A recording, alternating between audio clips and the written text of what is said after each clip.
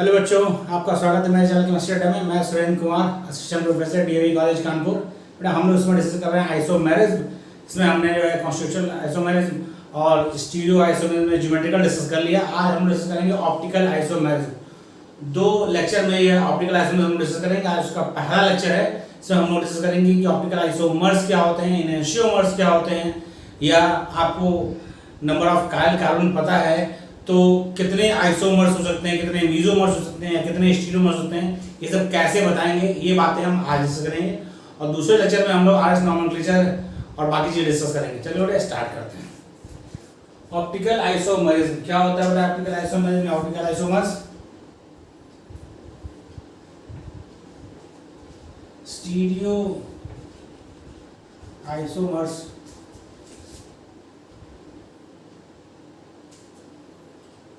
isomers which have same physical and chemical properties। लेकिन chemical properties में except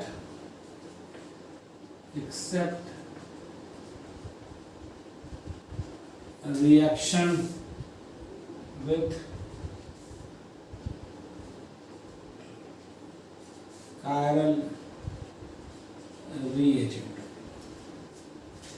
वो stereo isomer जिनकी physical और केमिकल प्रॉपर्टी सेम होती है except reaction with chiral reagent. Chiral reagent यदि होगा बेटा, या कार्य ऑप्टिकली एक्टिव रिएजेंट से रिएक्शन करेंगे तो ऑप्टिकल आइसोमर्स के प्रोडक्ट अलग अलग होते हैं, वरना इसके अलावा उनकी केमिकल प्रॉपर्टी सेम होती है, फिजिकल प्रॉपर्टी सेम होती है। Stereo isomers which have same physical and chemical property except reaction with chiral reagent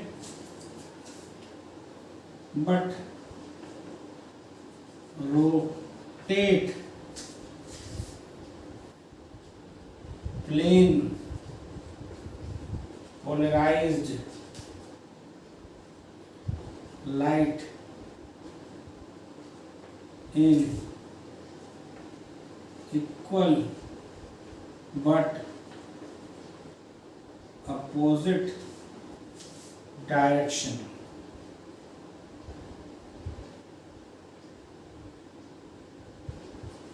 equal but opposite direction are known as optical isomers। Optical isomers यानी वो stereo isomers जिनकी physical और chemical property same होती है। Constitution same होता ही होता है, physical और केमिकल प्रॉपर्टी सेम होती है। केमिकल प्रॉपर्टी में सिर्फ एक एक्सेप्शन है कि except reaction with chiral reagent, but लेकिन वो प्लेन पोलराइज्ड लाइट को इक्वल बट अपोजिट डायरेक्शन में रोटेट करते हैं, वह ऑप्टिकल आइसोमर्स कहलाते हैं। क्या कहलाते हैं बेटा? ऑप्टिकल आइसोमर्स कहलाते हैं। इसमें क्या है? आइसोमर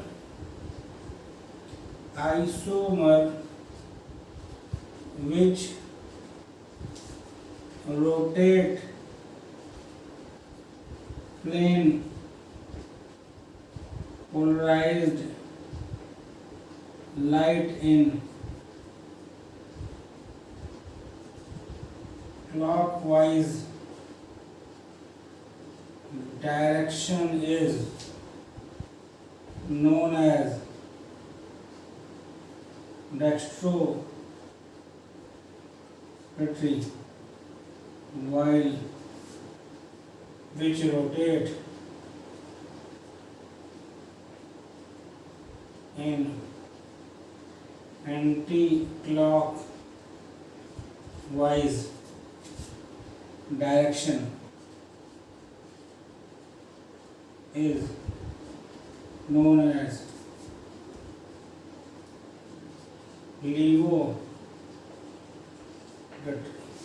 यानी वो आइसोमर जो प्लेन पोलराइज्ड लाइट को क्लॉकवाइज डायरेक्शन में घुमाते हैं उन्हें कहते हैं डेक्स्ट्रो रोटेटरी। क्या बोलते हैं बेटा उसको? ऑप्टिकल आइसोमर्स होते हैं, उन्हें क्या कहते हैं? उन्हें कहते हैं डेक्स्ट्रो रोटेटरी। और जो प्लेन पोलराइज्ड लाइट को एंटी क्लॉकवाइज घुमाते हैं उनको कहते हैं लीवोरोटेटरी। डेक्स्ट्रोरोटेटरी को स्मॉल डी से डिनोट करते हैं और लीवोरोटेटरी को स्मॉल एल से डिनोट करते हैं। डेक्स्ट्रोरोटेटरी को से उसको स्मॉल डी से डिनोट करते हैं, नॉट अल्फा डी है, और लीवोरोटेटरी को स्मॉल एल से डिनोट करते हैं। इतना आपका डिफिनीशन है किसका, ऑप्टिकल आइसोमर्स का। और डिफरेंस सीखते हैं हम लोग। अगला डिफिनेशन है इनेंशियोमर। बेटा बहुत ध्यान से आपको डिफिनेशन सबकी समझनी है और याद रखनी है, क्योंकि डिफिनेशन पर ही क्वेश्चन, थ्योरेटिकल क्वेश्चन बनते हैं, पूछे जाते हैं, तो आपको डिफिनेशन भी समझ एकदम एग्जैक्टली याद रखनी है। क्या है बेटा आइसोमर्स? इनेंशियोमर्स क्या है? Isomers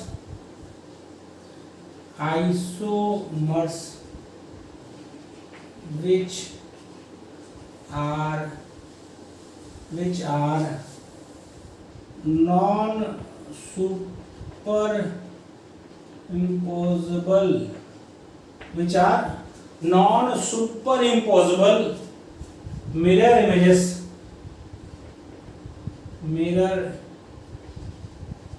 images are called enantiomers. यानी वो आइसोमर्स, दो आइसोमर होंगे, वो आइसोमर्स जो आपस में non super impossible mirror images होते हैं, non super impossible mirror images होते हैं, वो इनेंशियोमर कहलाते हैं। इनेंशियोमर्स में एक आपका होगा डेक्स्ट्रोरोटेटरी, दूसरा होगा लीवोरोटेटरी। कौन सा डेक्स्ट्रो कौन सा लीव होगा बेटा, ये एक्सपेरिमेंटली बता सकता है जब उस आप प्लेन पोलराइज्ड लाइट को सॉल्यूशन से पास करें। उससे पहले बुक में लिखे हुए से आप कभी भी नहीं बता सकते। हाँ भाई, लिटरेचर में दिया वो अलग बात है, वरना आप उसके स्ट्रक्चर से ये नहीं बता सकते कौन सा डेक्स्ट्रोरोटेटरी है, कौन सा लीवोरोटेटरी है। लेकिन एक अलग आगे हम लोग आरएस नोमेनक्लेचर पढ़ेंगे या एब्सोल्यूट कॉन्फिगरेशन पढ़ेंगे, वहां पर आपको आरएस नोमेनक्लेचर सिखाया जाएगा। लेकिन आरएस नोमेनक्लेचर ये कहीं रिलेशन नहीं है कि आर है तो वो डेक्स्ट्रो घुमाएगा और ऐसा तो लीवो घुमाएगा, ऐसा कोई बात नहीं है। ये एक्सपेरिमेंटली है, लेकिन एक ऐसा रखते हैं ताकि हम कंफर्म कर सकें कि अलग अलग आइसोमर हैं। उसके लिए वो चीज़ हम सीखेंगे आगे नेक्स्ट लेक्चर में। तो ये क्या बेटा, non super impossible mirror image है, यानी ये ऑप्टिकली एक्टिव होते हैं। दे आर ऑलवेज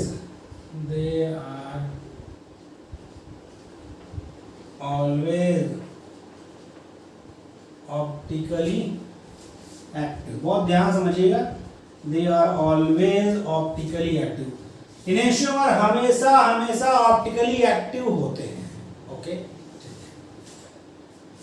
देखिए ऐसे एग्जांपल लिया है हमने, OH, H, COH और CH3। तो इसका हम मिरर इमेज की बात करें तो यहाँ एक मिरर रखिए, शीशा रखिए, शीशा, इसमें आपको चेहरा दिखाई देगा, अपना नहीं बेटा, इस मॉलिक्यूल का,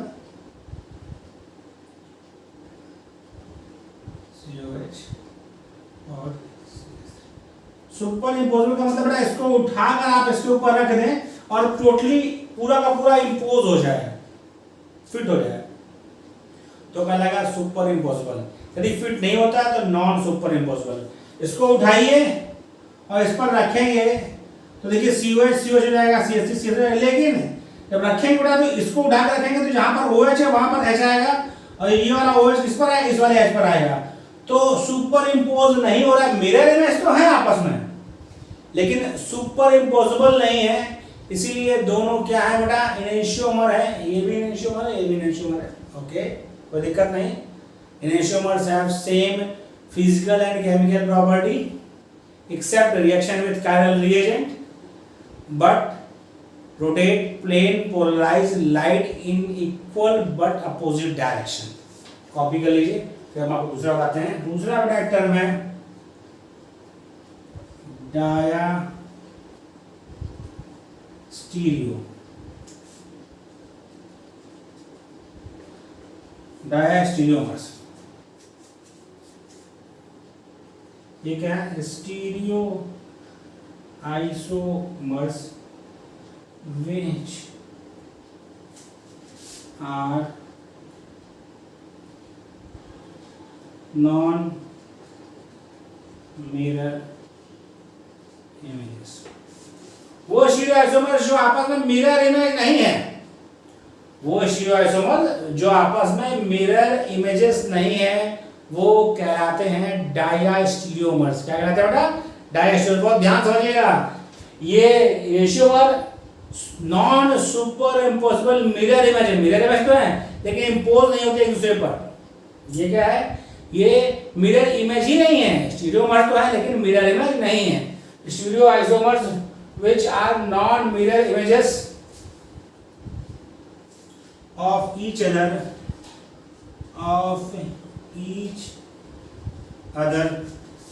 are called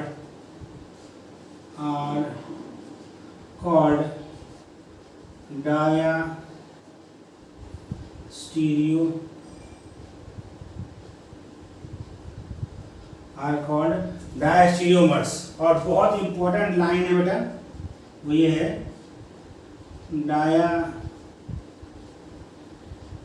diastereomers have different physical and chemical properties. इसीलिए डायस्टीरियोमर्स का सेपरेशन बहुत इजी है। डायस्टीरियोमर्स हैव डिफरेंट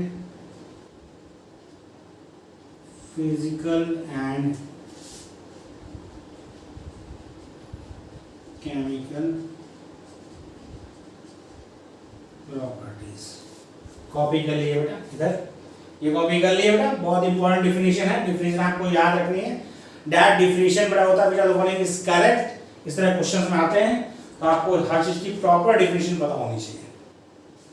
कॉपी कर लीजिए, कॉपी कर लो बेटा। ये हो गया। अब हम लोग आगे बढ़ते हैं।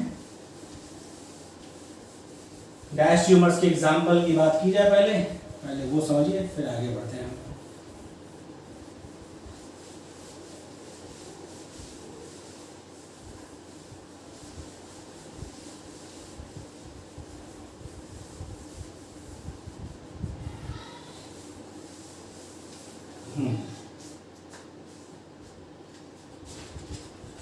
आपसे कहा जाए CH3 C double bond C CH3 H H C double bond C CH3 CH3 H और H। यदि इन दोनों आइसोमर्स की बात करें तो ये स्टीरियो आइसोमर हैं। क्या ये मिरर इमेज है? देखिए आप ये यदि यहाँ पर रखेंगे शीशा तो यहाँ पर CH3 यहाँ पर H है, तो मिरर इमेज तो है नहीं है। ये दोनों स्टीरियोमर्स तो हैं लेकिन मिरर इमेज नहीं है। ये बेटा स्टीरियोमर्स तो हैं लेकिन आपस में मिरर इमेजेस नहीं है। इसके मतलब इनको हम डायस्टीरियोमर्स कह सकते हैं। मैंने कहा गया है तो समझिए, इसका मतलब हुआ cis trans isomers are diastereomers.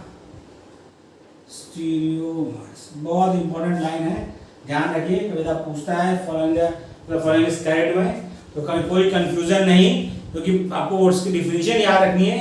वो स्टीरियो आइसोमर जो आपस में मिरर इमेज नहीं है वो सारे के सारे डायस्टीरियोमर होंगे। सिस ट्रांस आइसोमर कभी भी मिरर इमेजेस नहीं होते, इसीलिए वो क्या है? वो डायस्टीरियोमर्स है।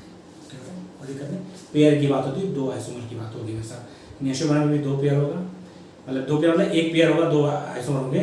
डायस्टीरियोमर में दो होगा, एक पेयर होगा, दो आइसोमर होंगे। अगला टर्म सुनिए, अब हम लोग टर्म सीख रहे हैं।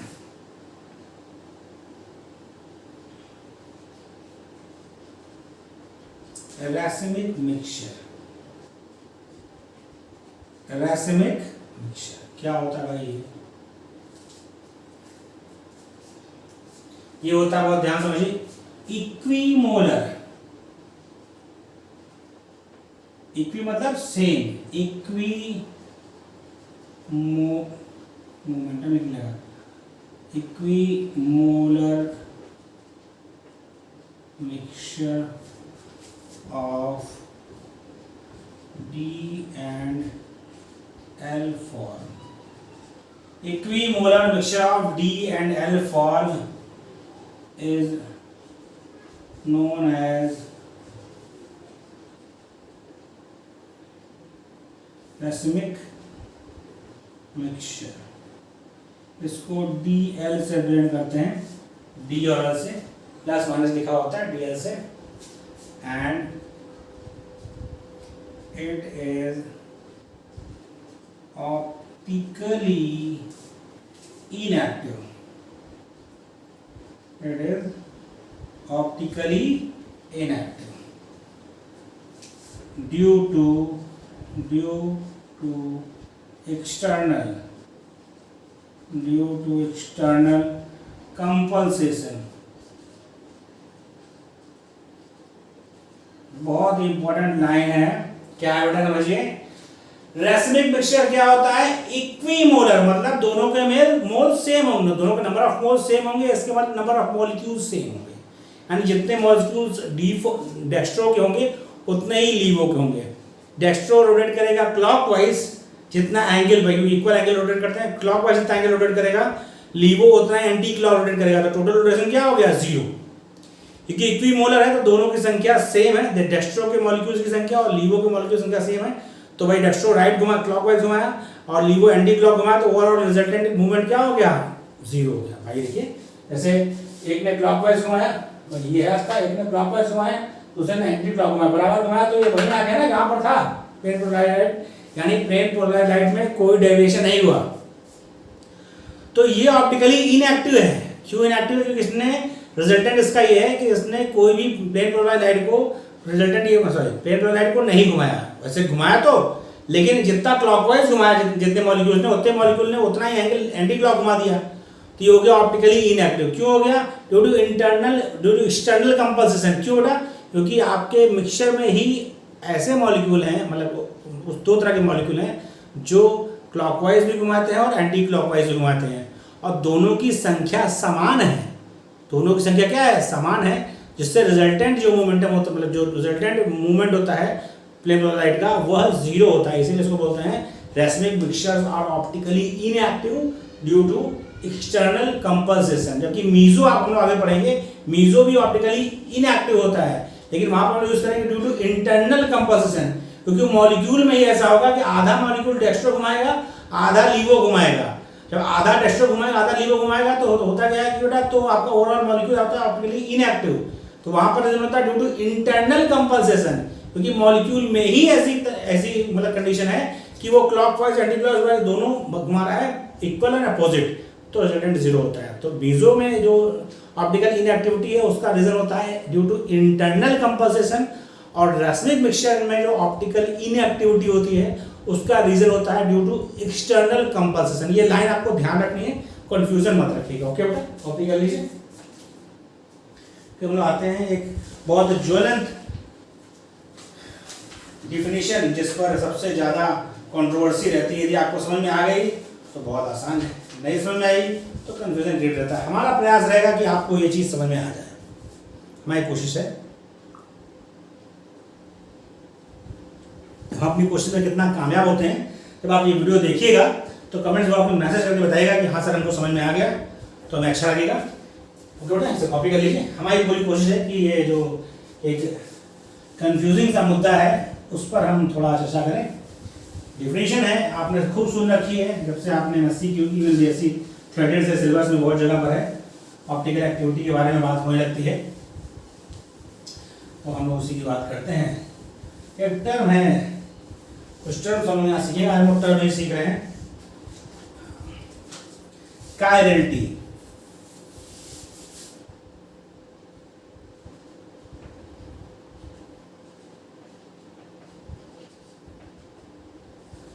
कायरलिटी, चायरलिटी, जो आप पढ़े, कायरल पढ़े, चायरल पढ़े, जो भी आप पढ़ते हो, कायरलिटी, फिलहाल हम कायरल पढ़ते हैं। कायरलिटी क्या होता है बेटा,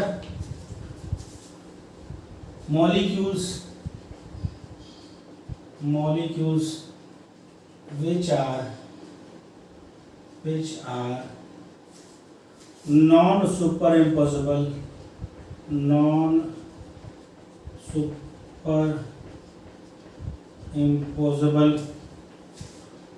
on their mirror images, non-superimposable on their mirror images are chiral. Yeah. Molecules which are non superimposable on their mirror images are chiral, and said to possess chirality. यानी वो मॉलिक्यूल्स जो non super imposable mirror image होते हैं वो chiral कहलाते हैं, और कहा था कि इनके पास कायरलिटी है, दे पॉजेस कायरलिटी। अब अगला टर्म सुनिए, वो क्या है? कायरलिटी इज नेसेसरी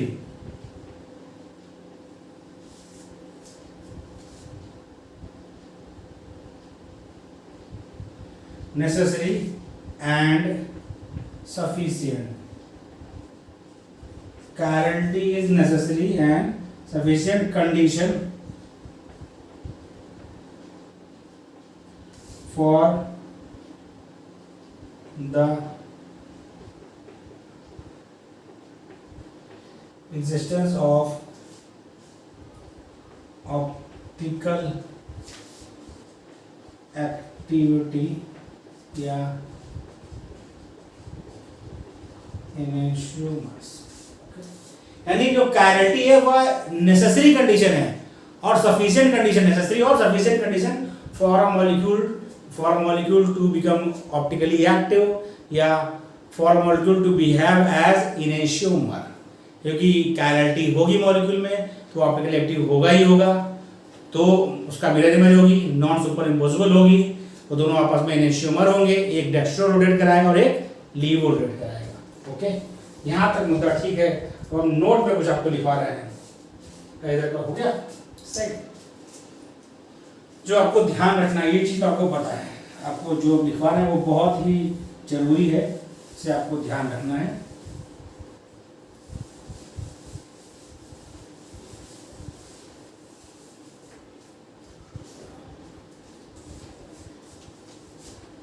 नोट करके ध्यान रखिए।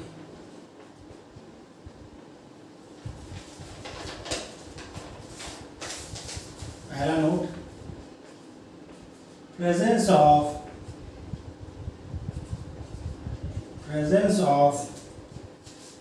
asymmetric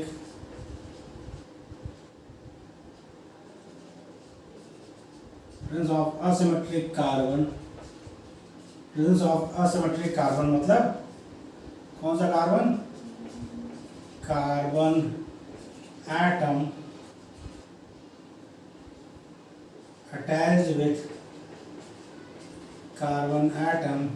attached with four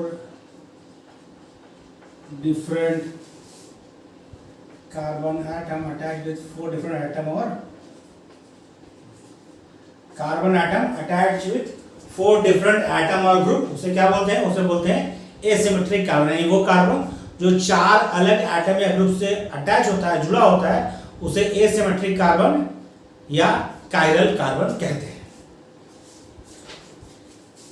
is neither necessary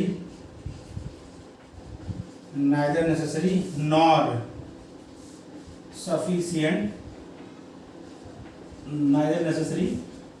sufficient condition for the molecule, neither necessary nor sufficient condition for a molecule to become optically active। बहुत ही इंपॉर्टेंट पॉइंट है कि यानी किसी मॉलिक्यूल में एक किसी मॉलिक्यूल में एसिमेट्रिक किसी मॉलिक्यूल में एसिमेट्रिक कार्बन या कायरल कार्बन के प्रेजेंस होने का यह मतलब नहीं है कि वह ऑप्टिकली एक्टिव होगा, या किसी मॉलिक्यूल में कायरल कार्बन नहीं है तो वो ऑप्टिकली एक्टिव नहीं हो सकता। क्योंकि ऐसे बहुत से मॉलिक्यूल हैं, एलीन्स हैं, बाइफेनिल है, स्पाइरो कंपाउंड्स हैं, जो आपको हम आगे बताएंगे नेक्स्ट लेक्चर में, कि जिनके पास कायरल कार्बन नहीं है लेकिन इसके बाद भी वो क्या है? वो ऑप्टिकली एक्टिव हैं। वो क्या है? ऑप्टिकली एक्टिव हैं, क्योंकि उनके मॉलिक्यूल में कायरलिटी होनी चाहिए। कायरल कार्बन होना जरूरी नहीं है, मॉलिक्यूल सिमेट्रिकल होना चाहिए, चाहे उसमें कायल कार्बन हो चाहे ना हो, क्योंकि ऐसे बहुत से मॉलिक्यूल हैं जिनमें 2 या 2 से ज़्यादा कायल कार्बन है, इसके बाद भी वो क्या है ऑप्टिकली इनएक्टिव, जैसे मीजो कंपाउंड्स हैं उनमें 2 कायल कार्बन होता है, 2 से ज़्यादा कायल कार्बन होते हैं, लेकिन वो ऑप्टिकली इनएक्टिव होते हैं। तो वही कह रहा है कि presence of asymmetric carbon is neither necessary nor sufficient condition for the molecule to become optically active, यानी किसी भी मॉलिक्यूल में एसिमेट्रिक कार्बन के उपस्थित होने का यह मतलब नहीं है कि वह एसेंशियल कंडीशन होगी कि ऑप्टिकली एक्टिव होगा ही होगा, या नहीं है मतलब कि एसिमेट्रिक कार्बन तो ऑप्टिकली एक्टिव नहीं होगा।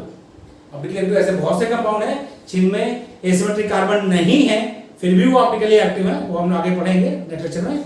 और ऐसे बहुत से मॉलिक्यूल हैं जिनमें एसिमेट्रिक कार्बन है इसके बावजूद वो ऑप्टिकली इनएक्टिव है, जैसे मीजो कंपाउंड। ओके बेटा, तो वही कह रहा है। अगला क्या है नेक्स्ट, दूसरा note, chirality. Chirality is necessary and sufficient condition for the molecule to become optically active. That is, molecule have no any type of symmetry, no any types of symmetry like plane of symmetry, plane of symmetry, center of symmetry, center of etc. यानी chirality ही necessary और sufficient condition है किसी भी molecule के optically active होने के लिए। इसका मतलब कायरलिटी क्या है, यानी वह मॉलिक्यूल एसिमेट्रिकल हो, मॉलिक्यूल क्या एसिमेट्रिकल हो, उसमें किसी तरह की सिमेट्री ना हो। कौन सी कैसे, जैसे जैसे प्लेन ऑफ सिमेट्री ना हो, सेंटर ऑफ सिमेट्री ना हो एटसेट्रा, उसमें किसी तरह सिमेट्री नहीं है तो पूरा का पूरा मॉलिक्यूल आपका एसिमेट्रिकल है। यदि मॉलिक्यूल एसिमेट्रिकल है उसमें कायल कार्बन हो चाहे ना हो वह ऑप्टिकली एक्टिव होगा। ठीक है, अगला नोट है, थर्ड नोट हम लिखते हैं। और इधर कॉपी कर लिया बेटा, थर्ड नोट क्या है बेटा? थर्ड नोट ये है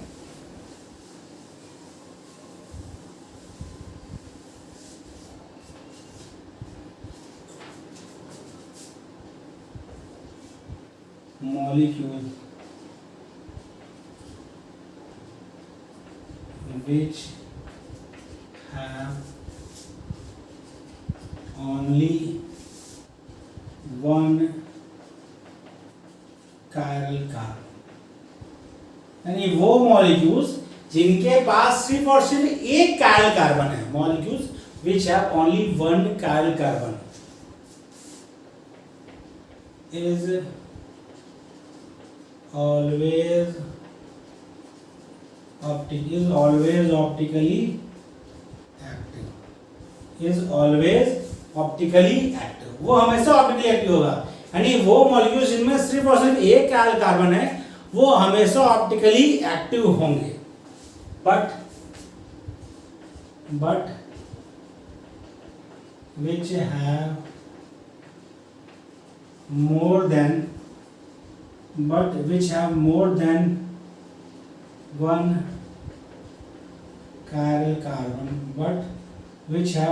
one chiral carbon, may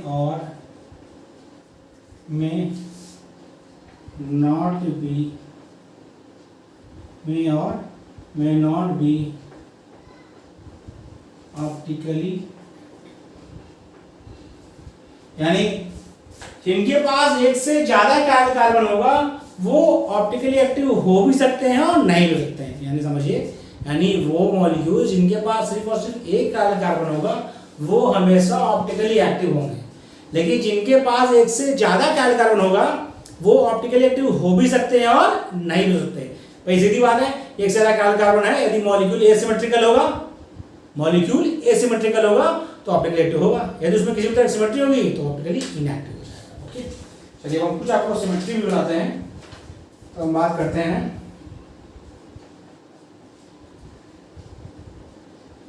elements of symmetry. कुछ सिमेट्री आप थोड़ा सीख लीजिए। पहला आपका है plane of symmetry. Plane of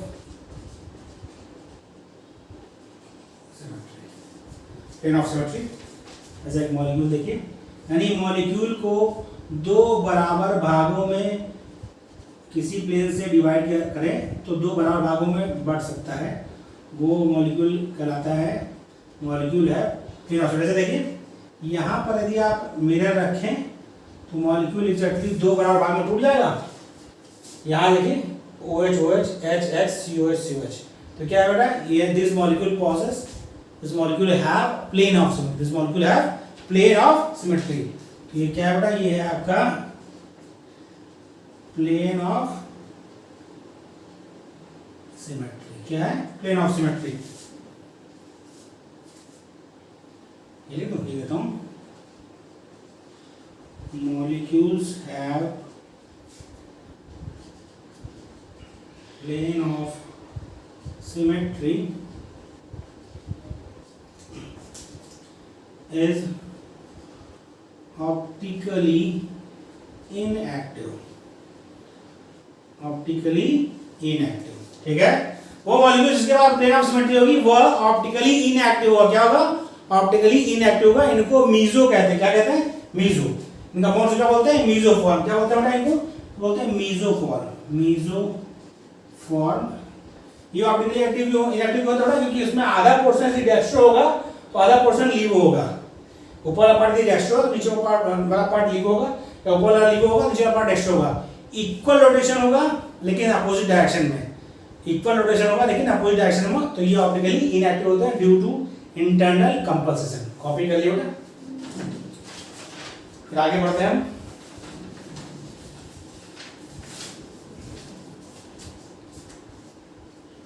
हो गया, हम लोग सेंटर ऑफ सिमेट्री का आपको एक फिगर बना देते हैं, उसके बाद आगे बढ़ते हैं, नंबर्स निकालना सीखते हैं, फॉर्मूला याद रखते हैं यदि पूछ लिया ताकि हम कर सकें।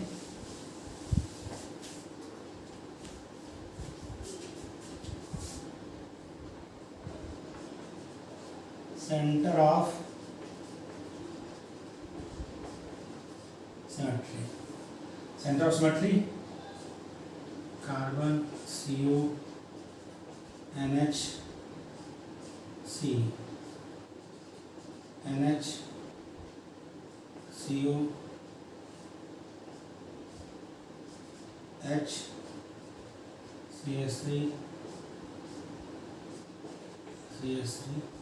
देखिए बेटा, आप क्या करते हैं, इसमें क्या ये इस मॉलिक्यूल में CH3 यहाँ से इसको आप एक हाइपोथेटिकल लाइन से मिलाइए। ये H है, इससे मिलाइए, ये NH से मिलाइए, ये CO से मिलाइए। देखिए ये सब मिलाकर इसी पॉइंट पर कट रहे हैं, इस पॉइंट पर। ठीक, तो इसके मतलब क्या है, इसके पास क्या है, सेंटर ऑफ सिमेट्री। इसका मतलब molecule have centre of symmetry, क्योंकि इसमें NH से NH मिला रहे हैं, CO से एक लाइन खींच रहे हैं, तो क्या हो रहा है, वो एक पॉइंट पर इंटरसेक्ट हो रहा है। इसके मतलब मॉलिक्यूल के पास क्या है, सेंटर ऑफ सिमेट्री है। इसका मतलब क्या हुआ, इट इज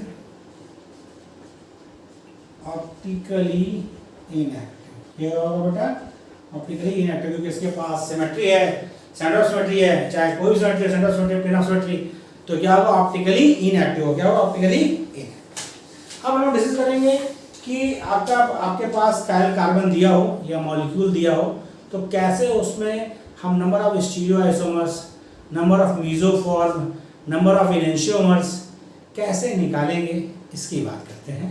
तो इसको हम ऐसे करते हैं, इसे कॉपी कर लिया आपने, तो हम स्टार्ट करते हैं। Calculation of number of optical isomers. बता कर लिया, कॉपी कर लिया, स्क्रीनशॉट ले लिया। तो नंबर ऑफ ऑप्टिकल आइसोमर्स का कैलकुलेशन हम लोग कैसे करेंगे उसकी बात हम लोग करते हैं। ऑप्टिकल आइसोमर्स का कैलकुलेशन कैसे करेंगे उसकी बात करते हैं। तो है आपका हेडिंग क्या है, calculation of number of optical isomers, calculation of number of optical isomers. पहला देखिए, इफ मॉलिक्यूल इज नॉट, बहुत ध्यान सुनिएगा, not divisible into, if molecule is not divisible into two identical half, यानी मॉलिक्यूल को दो आइडेंटिकल हाफ में divide नहीं कर सकते, दो पार्ट में, दो आइडेंटिकल हाफ में डिवाइड नहीं कर सकते। ओके, तब क्या होगा, तो उस केस में होगा number of optically active form, number of optically active form equal to होता है 2 की पावर n, 2 की पावर n। यहाँ पे n क्या है, n है आपका नंबर ऑफ कायरल कार्बन, क्या बेटा, नंबर ऑफ कायरल कार्बन। यदि इसको हम एक्टिव फॉर्म, इसको हमने माना a, वो होगा 2 की पावर n, क्या होगा, 2 की पावर n। ठीक, अब आपसे पूछेंगे तो क्या आपका ऑप्टिकल एक्टिव फॉर्म, लेकिन क्वेश्चन में जब भी पूछेगा तो आपको ध्यान रखना वो पूछ क्या रहा है। सबके फॉर्मूले अलग अलग है बेटा, ऑप्टिकल एक्टिव फॉर्म का फॉर्मूला अलग है, मीजो फॉर्म का फॉर्मूला अलग है, इनेशियम पेयर का फॉर्मूला अलग है। तो आपको क्वेश्चन में ध्यान रखना है कि वह जानना क्या चाहता है। Number of optical active form, उसको हमने ए से डिनोट किया, इसलिए 2 की पावर n, n यहाँ पे क्या, n आपका है number of chiral carbon, n क्या है, नंबर ऑफ कायरल कार्बन। यदि आपसे पूछे नंबर ऑफ इनेशियोमेरिक पेयर, भाई पेयर पूछा है, सीधी बात, इसका आधा हो जाएगा, नहीं हो जाएगा क्या, a/2। नंबर ऑफ इनेशियोमेरिक पेयर क्या होगा, a/2 होगा। भाई जितने आइसोमर होंगे, यदि पेयर के आगे उसके आधे हो जाएंगे, एक पेयर में 2 होता है, जितने ऑप्टिकल आइसोमर होंगे उसके आधे पेयर्स होंगे। आपसे पूछे number of racemic mixture, number of racemic mixture, वो होगा आपका a/2, क्या होगा, नंबर ऑफ रेसिमिक मिक्सचर क्या होगा, a/2। और number of mesoform, number of mesoform, number of mesoform क्या होगा, वो होगा 0। नंबर ऑफ मीसोफॉर्म क्या होगा, 0। क्यों मीसोफॉर्म होगा, क्योंकि molecule is not divisible into identical half, यदि आइडेंटिकल हाफ में डिवाइड नहीं होगा तो मीसोफॉर्म नहीं होगा, मीसोफॉर्म नहीं। तो कॉपी कर लिया बेटा, इधर कॉपी कर लिया बेटा। तो आपको ध्यान रखना है क्वेश्चन में क्या रहा है, और मॉलिक्यूल देख के ये आपको जानना है कि क्या वो 2 हाफ में डिवाइड हो सकता है। यदि डिवाइड नहीं हो सकता है तो ये वाला फॉर्मूला लगेगा। हम क्वेश्चन कर रहे हैं, चीजें क्लियर होगी।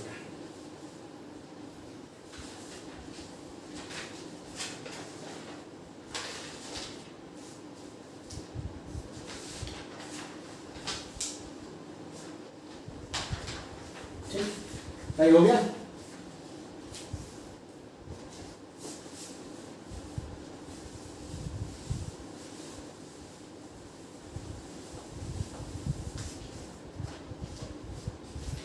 जैसे एग्जाम्पल देखिए, C6H5 CHOH CHOH CHOH और CH3। देखिए इसमें कोई ऐसा पोर्शन है जिससे आप मॉलिक्यूल को दो बराबर भाग में बांट सकें, क्योंकि दोनों साइड में अलग अलग ग्रुप लगाया तो कभी भी ये दो आइडेंटिकल पार्ट में डिवाइड नहीं होगा। अब कायल कार्बन गिनिए, एक ये आपका कायल कार्बन है, ये वाला कायल कार्बन है और ये वाला कायल कार्बन है। सब में एक बार चेक कर लीजिएगा भाई। इस वाले में एक ग्रुप लगे, इस कार्बन की बात करें, एक C65 लगा है, एक H लगा है, एक OH लगा और एक पूरा एक ग्रुप लगा है, अलग है। इसमें बात करें, एक H लगा है, एक OH लगा है, एक ये वाला ग्रुप लगा है, एक ये वाला ग्रुप है, सब अलग है। ये भी आपका कायल कार्बन। इसमें देखिए ये एक H लगा हुआ है, एक OH लगा है, एक CH3 लगा और एक ये पूरा ग्रुप लगा है, तो सब के सब अलग अलग है। 3 कायल कार्बन है। इसमें नंबर ऑफ ऑप्टिकल आइसोमर्स कितने हो गए? 3 है, 2 की पावर 3 मतलब 8। अब इसमें आपसे पूछ रहे नंबर ऑफ एनेंशियोमेरिक पेयर कितना है? वो होगा 8/2 मतलब 4। नंबर ऑफ रेसिमिक मिक्सचर कितना है बेटा? रेसिमिक मिक्सचर वो भी कितना है? 4। ओके, अगला देखिए, दूसरा क्या है बेटा आपका? पहला तो हो गया दो पार्ट में डिवाइड ना हो सके, दूसरा क्या है? डिवाइड हो सकते हैं। व्हेन कंपाउंड if molecule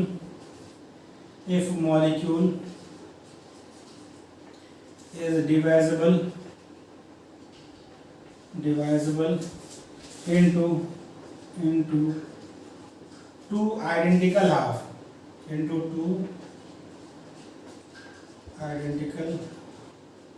भाई सीधी बात है, या तो दो आइडेंटिकल हाफ में डिवाइड हो सकता है या नहीं डिवाइड हो सकता है। पहला वाला केस था क्या था? डिवाइड नहीं हो सकता दो आइडेंटिकल हाफ में। दूसरा केस क्या है? दो आइडेंटिकल केस हाफ में डिवाइड हो सकता है। उसमें भी दो कंडीशन है भाई, या तो कायल कार्बन संख्या ऑड होगी या फिर इवन होगी। तो इसमें है केस ए, केस क्या है? व्हेन कंपाउंड डिवाइड हो सकता है, लेकिन when compound has even number of carbon, when compound has even number of carbon, 2 equal to क्या हो? इक्वल टू 2 हो, 4 हो, 6 हो, 8 हो। यानी जो नंबर ऑफ कायल कार्बन है वो क्या है? इवन नंबर ऑफ कायल कार्बन। तो कायल होगा ये, उसमें कोई कार्बन लिखा, ठीक है। सारे कायल नहीं होंगे क्योंकि अलग अलग है तो ग्रुप बदल ही जाएगा, उसमें कोई दिक्कत नहीं है। हम देख लेते हैं। तो उसमें क्या होगा? उसमें होगा number of optical active form कैसे निकलेगा? नंबर ऑफ, अब सही है, नंबर ऑफ कायल कार्बन बेटा इवन हो, क्योंकि कायल कार्बन नहीं होगा रिलेटिव कैसे होगा? ये सही चीज है। Number of even number of कायल कार्बन, ठीक है। Number of optically active form, number of optically active form, इसको ए से नोट करते हैं, वो होगा 2 की पावर n-1। क्या होगा? 2 की पावर n-1। यहाँ पे n क्या है? n आपका है number of optically active carbon, sorry number of chiral carbon. n क्या है आपका? Number of chiral carbon. और नंबर ऑफ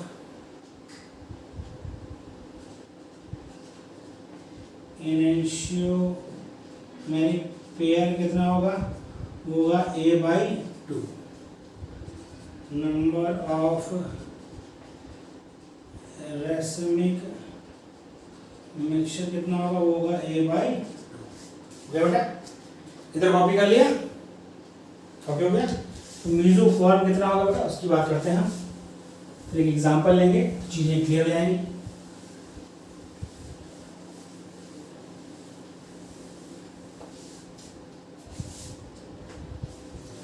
नंबर ऑफ मीजोफॉर्म,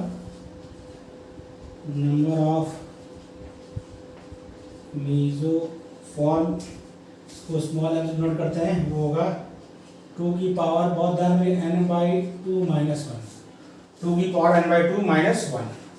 इसमें जो मेन आता है क्वेश्चन ये है, वो आता है नंबर ऑफ स्टीरियो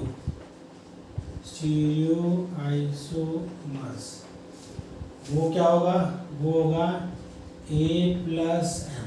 ये ध्यान रखना आपसे क्या पूछता है, आपसे ऑप्टिकल एक्टिव फॉर्म पूछ रहा है, इनर्शियल पेयर पूछ रहा है, रेसोनेंस मिक्सचर पूछ रहा है, मीजो फॉर्म पूछ रहा है, या नंबर ऑफ स्टीरियो आइसोमर्स पूछ रहा है।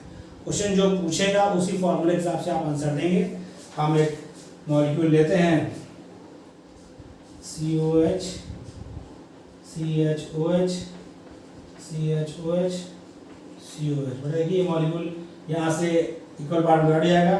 ये कार्बन कायरल है और ये वाला कार्बन क्या है, कायरल है। तो नंबर ऑफ ऑप्टिकल आइसोमर्स कितने हो गए, फॉर्मूला कहाँ है, 2n-1, एंड यहाँ पे क्या है, n/2 है, 2n-1 मतलब 2n1 मतलब। अब उसके करिए number of mesoform, number of मीजोफॉर्म क्या है, 2n/2-1, 2n/2-1 मतलब 2n0 मतलब 1। तो आपसे पूछा गया था जो नंबर ऑफ स्टीरियो आइसोमर्स पर क्या आ जाएगा, 2 + 1 मतलब 3। टोटल 3 स्टीरियो आइसोमर्स होंगे इस फॉर्मूले में, CHOH में। इसमें ये 4 नहीं है, H ही है, वो जल्दी लिखने में समझ आता है, ठीक है। तो टोटल 3 स्टीरियो आइसोमर्स होंगे इस मॉलिक्यूल में। कॉपी कर लिए बेटा, फिर हम लोग लास्ट में डिस्कस करें। कॉपी कर लीजिए, फिर कॉपी कर लीजिए, स्क्रीनशॉट ले लीजिए, फिर हम करते हैं लाइव जो आपका ऑड नंबर कार्बन हो।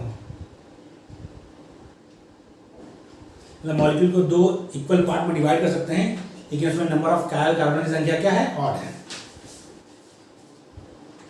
स्क्रीनशॉट, मतलब मॉलिक्यूल को 2 इक्वल पार्ट में डिवाइड कर सकते हैं, लेकिन नंबर ऑफ कायल कार्बन की संख्या यहाँ पर क्या है, ऑड है। अभी हमने क्या डिस्कस किया, जब नंबर ऑफ कायल कार्बन की संख्या क्या है, इवन है, तो कैसे निकालेंगे optical active form, inertial pair, resonance mixture या मीजो फॉर्म कैसे निकालेंगे। तो केस बी क्या है, when compound have odd number of chiral, when compound have odd number of chiral carbon, देखिए तो उसमें number of optically active form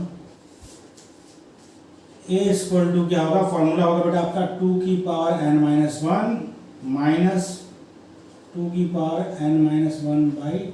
बहुत ध्यान समझिएगा, 2n-1 minus 2n-1/2। Number of enantiomeric pair वो होगा A/2। Number of racemic mixture होगा A/2, ठीक है। और number of mesoform, number of mesoform M होगा A⁻n-1/2। Total number of stereo isomer, total number of configurational या स्टीरियो आइसोमर्स क्या होगा A+।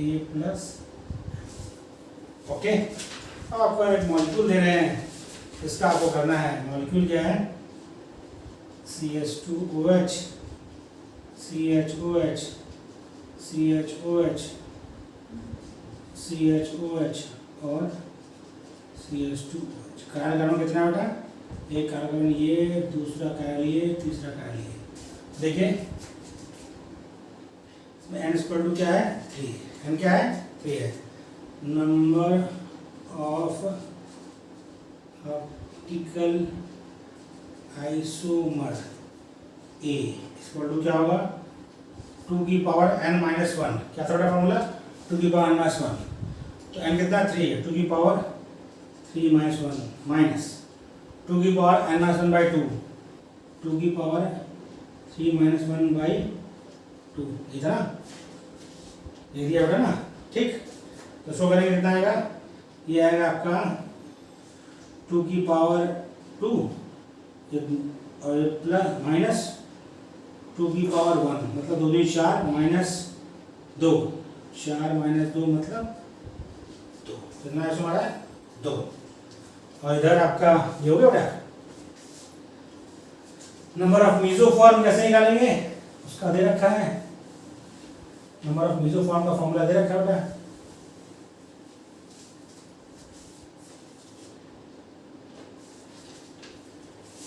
ये इसको हो सकता है 2 की पावर n माइनस 1 क्योंकि ये कट जाएगा। ठीक। नंबर ऑफ मीसोफॉर्म इक्वल टू क्या हो जाएगा? m बराबर 2 की पावर n माइनस 1 बाई 2 मतलब 2 की पावर 3 माइनस 1 बाई 2 मतलब 2 की पावर 1 मतलब 2। Total number of stereo isomer, total number of stereo isomers equal to क्या होगा? ये कितना होगा? 2। तो 2 प्लस 2 मतलब। तो आपसे जो पूछे ऑप्टिकल आइसोमर पूछे, मीसोफॉर्म पूछे, टोटल आइसोमर्स पूछे 4। यहाँ पर देखिए ये मैंने डायरेक्ट फॉर्मूला दिया 2 की पावर -1 यहाँ से निकाल सकते थे। 2 की पावर -1 2 की पावर 3 -2 2 की पावर 2 का मतलब 4। डायरेक्ट क्यों ऐसा था कि a प्लस m बोला तो a का फॉर्मूला ये था, m का फॉर्मूला क्या था? ये दोनों जोड़ेंगे तो ये कट जाएगा, ये बचेगा। तो आपने देखा बहुत आसानी से हम लोग नंबर ऑफ आइसोमर्स मतलब number of optical isomers, number of mesomers, number of enantiomer pair, number of stereo isomer जो भी पूछे क्वेश्चन हम उस फॉर्मूले के साथ आसानी से निकाल सकते हैं। आज का लेक्चर यहीं तक। अगले लेक्चर में हम लोग RS नोमेनक्लेचर, इरेथ्रो और threoform, capital D, capital L form, ये सब के बारे में हम लोग सीखेंगे। तो आपको वीडियो कैसा लगा बेटा कमेंट बॉक्स में मैसेज करें, ज़्यादा लाइक और शेयर करें। यदि अभी तक आपने मेरे चैनल को सब्सक्राइब नहीं किया तो प्लीज़ सब्सक्राइब करें। Thank you.